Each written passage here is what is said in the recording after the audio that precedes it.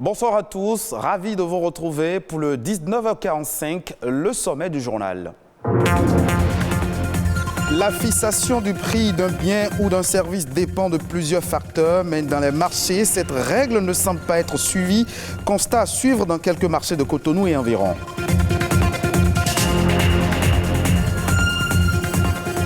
La salinisation est l'augmentation du sel à haute teneur en sodium dans les sols. Il s'agit entre autres du potassium, du magnésium et du sulfate dans les sols à des niveaux toxiques, ce qui constitue un danger pour l'agriculture. Les pesticides chimiques sont une menace pour l'environnement et la santé. Face à la demande bio, les producteurs se tournent vers les alternatives pour une production saine et naturelle.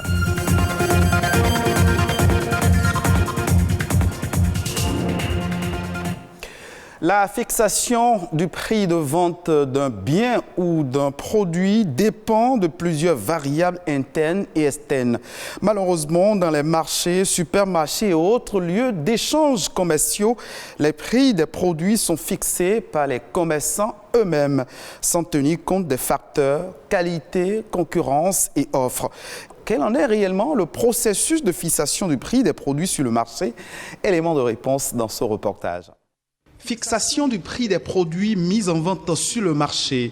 Ce sont les commerçants et commerçantes qui attribuent eux-mêmes une valeur financière à leurs marchandises. Ici, chaque commerçante du marché de Bégamé a sa méthode. Des fois, si le truc est sur 1000 francs à Tokba, si je viens ici, je peux vendre ça à 1100 francs. Et sur 3, si c'est à 2500, je peux le vendre ça à 900 ou 1000 francs. Le prix de 3 d'une marchandise me permettra de savoir comment mettre ma marge pour ne pas trop faire fuir le client et le garder. Faire vite écouler ses marchandises en vue de faire des bénéfices est l'unique objectif des commerçants. Quand j'achète un sac de piment vert, c'est moi-même qui définis le prix de vente. Je fais souvent des tas de 50 francs et de 100 francs.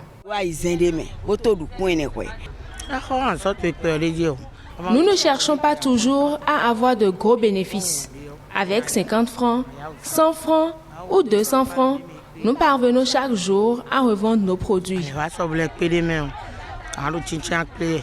Le coût d'achat du produit, la demande des consommateurs et la concurrence sur le marché, voilà les trois facteurs qui permettent aux commerçants, selon l'expert en finance, de fixer le prix de vente des produits sur le marché. Le revendeur sait à combien il a acheté son produit ou combien le produit lui est revenu et c'est à partir de là qu'il fixe son prix. Quand vous fixez par exemple votre objet à 5000 francs et que quelqu'un le vend à 2000, 3000, vous comprenez que vous n'avez pas la chance de vendre. Malheureusement, face à certains produits de grande consommation, la libéralisation du marché ne constitue plus un bénéfice pour les consommateurs. En réalité, ces prix doivent être ordonnancés par une structure du ministère en charge du commerce.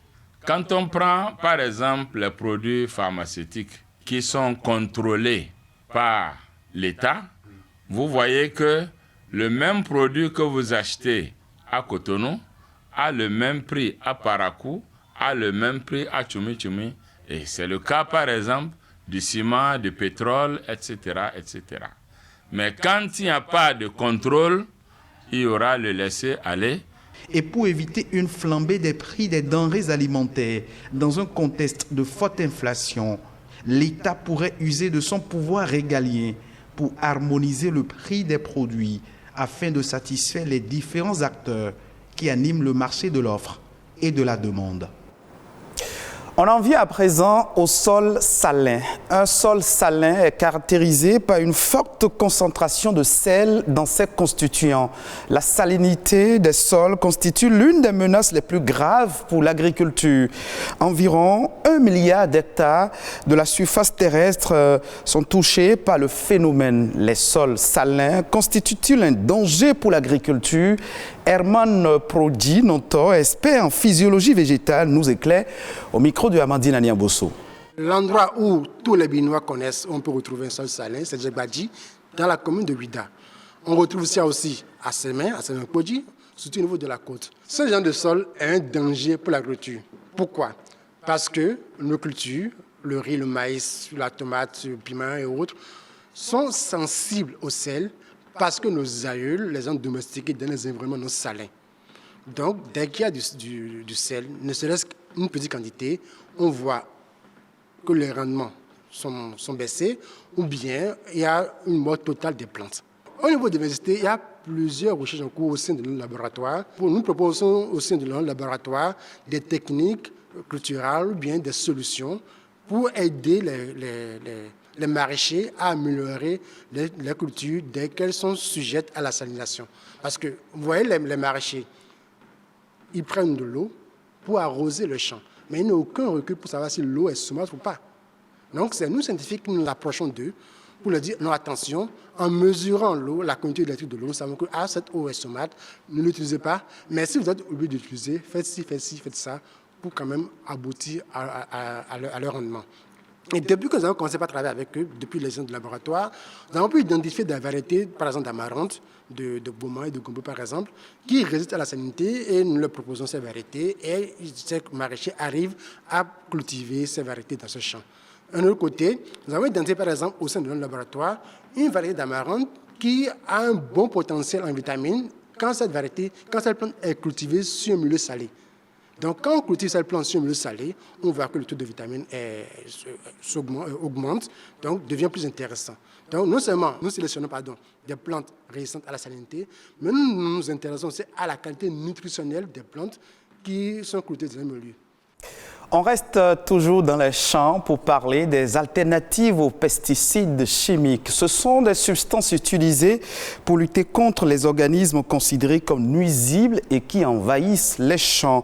Mais le contexte change et la demande bio n'a jamais été aussi forte. Du coup, nombreux sont les paysans qui changent de méthode culturelle. Plusieurs autres raisons poussent à adopter de nouvelles techniques pour préserver les cultures. Amandine Aliambosso. Depuis des décennies dans le monde, les pesticides de synthèse sont très utilisés dans l'agriculture, les parcs, les jardins, voire dans les maisons. Leurs dégâts ne sont pas aussi spectaculaires que ceux des criquets, mais leurs impacts sur les rendements agricoles sont réels et préoccupants. Chaque année, les pertes économiques dues aux pesticides se chiffrent en millions de dollars et menacent la sécurité alimentaire de dizaines de milliers de personnes. Les criquets, l'autre prédateur des productions agricoles, font tout autant de dégâts dans les champs. Pour lutter ou en limiter les effets néfastes, les cultivateurs ont souvent recours aux pesticides. En Afrique de l'Ouest, l'importation de pesticides augmente de 19% par an selon des chiffres officiels publiés depuis 1990, alors même que la production agricole ne progresserait que de 2,5%. Au-delà de leur coût, les pesticides ont un impact important sur la santé humaine, la faune sauvage et l'environnement. Souvent de mauvaise qualité ou illicites, les paysans et leurs familles sont fréquemment exposés à ces produits toxiques à forte concentration et au bout de la chaîne, les consommateurs sont également exposés. Selon de nombreuses études scientifiques, ces toxiques constituent un réel problème de santé publique. Il est donc nécessaire de se tourner vers des alternatives non toxiques. Heureusement, des systèmes alternatifs existent et se développent. Au nombre de ceux-ci figure l'utilisation de plantes aux propriétés pesticides plus respectueuses de l'environnement. Utilisées en Afrique de façon traditionnelle, les plantes à effet phytosanitaire sont employées de diverses façons. Production d'extraits appliqués sur les feuilles des cultures à protéger, utilisation sous forme de plantes entières ou d'huile essentielle pour protéger les denrées stockées, culture en association dans les champs. Plusieurs études ont évalué le potentiel des plantes pesticides utilisées traditionnellement en Afrique de l'Ouest. L'emploi de ces produits naturels permet dans certains cas d'accroître les rendements pour un rapport coût-bénéfice similaire à celui des pesticides de synthèse. Direction le Togo, où les lieux de culte ont rouvert, ainsi que les activités sportives et culturelles sont à nouveau autorisées avec la participation du public. L'interdiction d'accès à la plage est également levée. Mais l'admission à ces différents lieux est toutefois soumise à la présentation d'un document vaccinal. D'autres informations également pêle-mêle à l'échelle internationale, c'est dans Eco Inter, un condensé préparé par Deogracias Somakpor et présenté par Ulvaeus Balogun.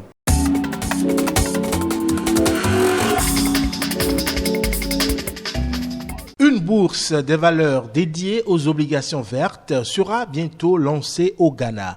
L'annonce a été faite mardi 22 février dernier. Elle permettra aux gouvernements et entreprises d'Afrique de lever des ressources financières destinées à des investissements respectueux des objectifs du développement durable ou d'engagement en faveur de la lutte contre les changements climatiques. L'initiative émane de la Société financière internationale, la branche de la Banque mondiale en charge du secteur privé dans les pays en développement. Elle vise à trouver de nouvelles voies pour le financement vert en Afrique et pallier le besoin d'investissement durable.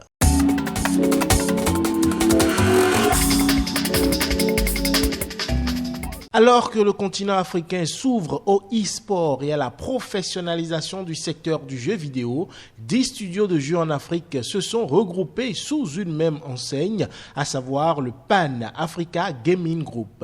Leur ambition est d'unifier le secteur des jeux du continent et de doubler chaque année les revenus du secteur en plaçant l'Afrique sur la carte de l'industrie mondiale du jeu. D'autant que d'après le rapport 2021 sur l'économie mobile, 303 millions de personnes, soit environ 28% de la population d'Afrique subsaharienne, sont connectées à l'Internet mobile et dessinent un marché à très grand potentiel pour l'industrie africaine du jeu vidéo.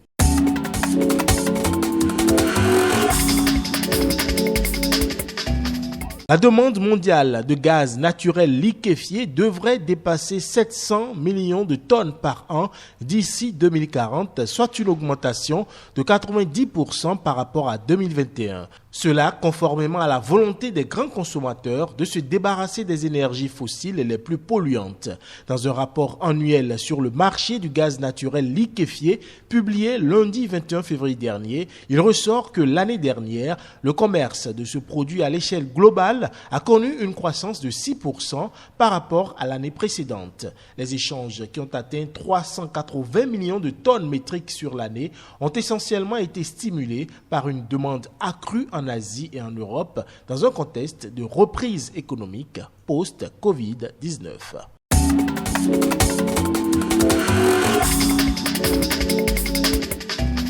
C'est ici que se referme cette session d'information que vous pouvez revoir sur le www.ortb.bj. Merci de nous avoir suivis.